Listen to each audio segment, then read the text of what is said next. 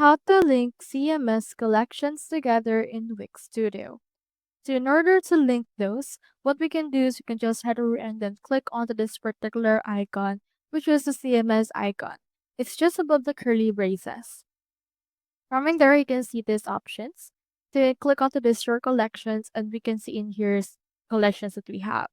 So if you want to actually link those collections, you can click onto these three dots, and in here you can see this data hooks, dynamic page, edit settings, and the like.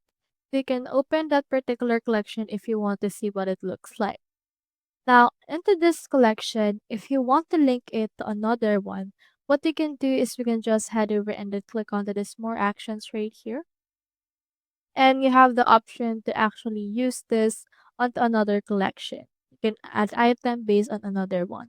So for example, you can actually make it a preset, just click onto this add a preset option.